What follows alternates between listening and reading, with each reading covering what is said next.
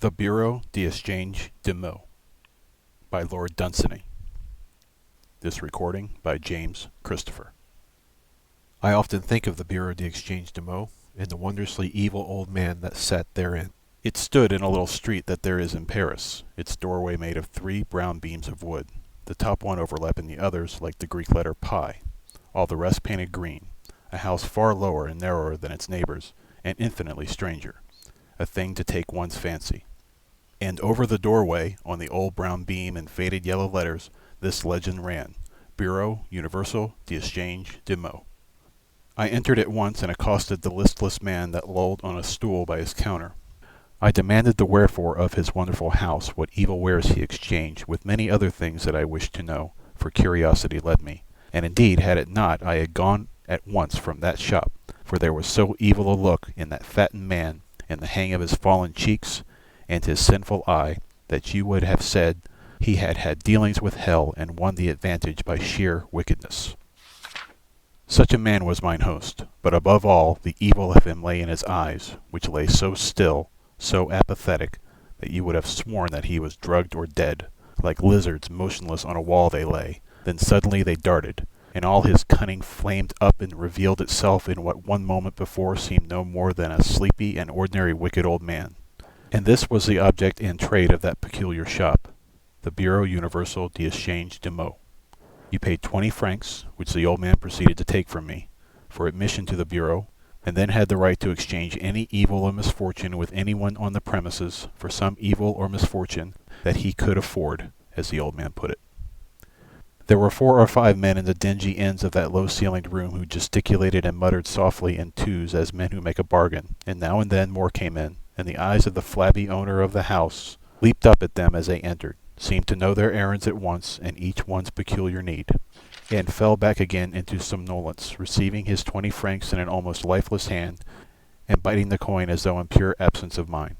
Some of my clients, he told me, so amazing to me was the trade of this extraordinary shop that I engaged the old man in conversation, repulsive though he was, and from his garrulity I gathered these facts. He spoke in perfect English, though his utterance was somewhat thick and heavy. No language seemed to come amiss to him. He had been in business a great many years, how many he would not say, and was far older than he looked. All kinds of people did business in his shop. What they exchanged with each other he did not care, except that it had to be evils. He was not empowered to carry on any other kind of business.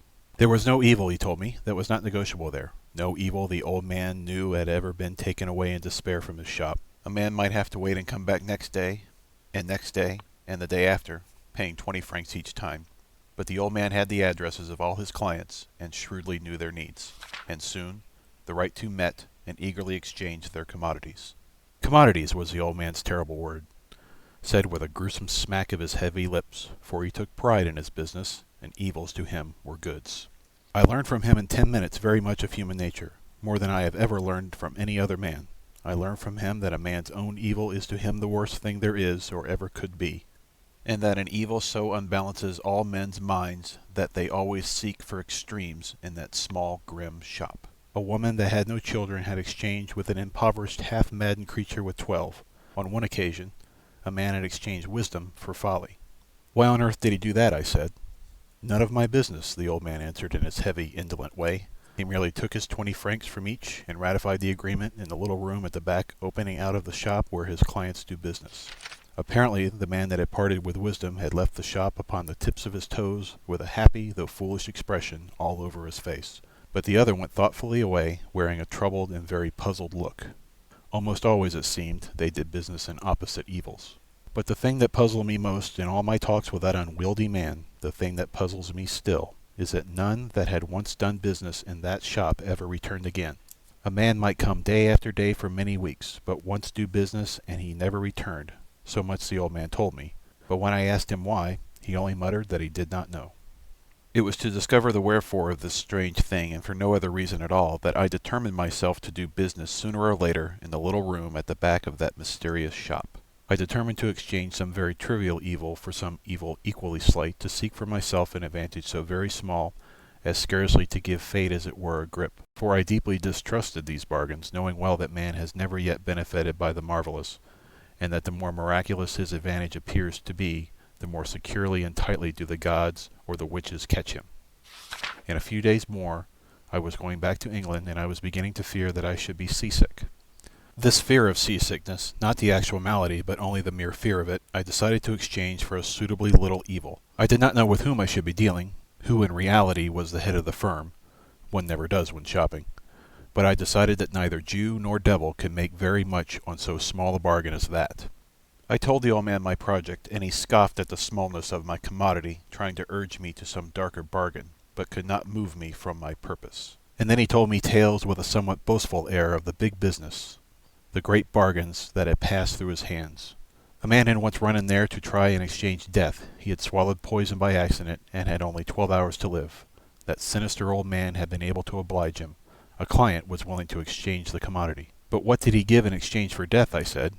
Life, said that grim old man with a furtive chuckle. It must have been a horrible life, I said. That was not my affair, the proprietor said, lazily rattling together as he spoke a little pocketful of 20-franc pieces. Strange business I watched in that shop for the next few days, the exchange of odd commodities, and heard strange mutterings in corners amongst couples who presently rose and went to the back room, the old man following to ratify. Twice a day for a week I paid my 20 francs, watching life with its great needs and its little needs morning and afternoon spread out before me in all its wonderful variety. And one day I met a comfortable man with only a little need. He seemed to have the very evil I wanted. He always feared the lift was going to break. I knew too much of hydraulics to fear things as silly as that, but it was not my business to cure his ridiculous fear. Very few words were needed to convince him that mine was the evil for him. He never crossed the sea, and I, on the other hand, could always walk upstairs. And I also felt at the time, as many must feel in that shop, that so absurd a fear could never trouble me. And yet at times it is almost the curse of my life. When we both had signed the parchment in the spidery back room, and the old man had signed and ratified, for which we had to pay him 50 francs each, I went back to my hotel, and there I saw the deadly thing in the basement. They asked me if I would go upstairs in the lift. From force of habit I risked it, and I held my breath all the way and clenched my hands.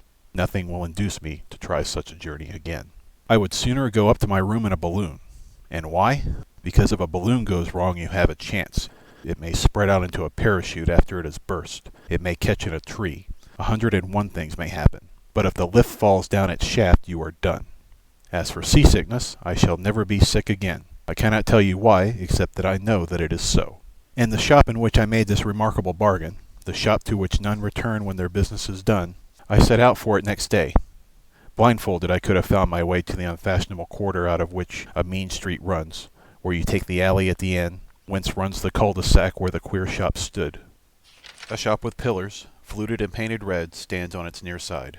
Its other neighbor is a low-class jeweler's with little silver brooches in the window. In such incongruous company stood the shop with beams with its walls painted green. In half an hour I found the cul-de-sac, to which I had gone twice a day for the last week. I found the shop with the ugly painted pillars, and the jewelers that sold brooches, but the greenhouse with the 3 beams was gone. Pulled down, you will say, although in a single night. That can never be the answer to the mystery, for the house of the fluted pillars painted on plaster, and the low-class jeweler's shop with its silver brooches, all of which I could identify one by one, were standing side by side. End of The Bureau d'Échange de Maux by Lord Dunsany. This recording by James Christopher.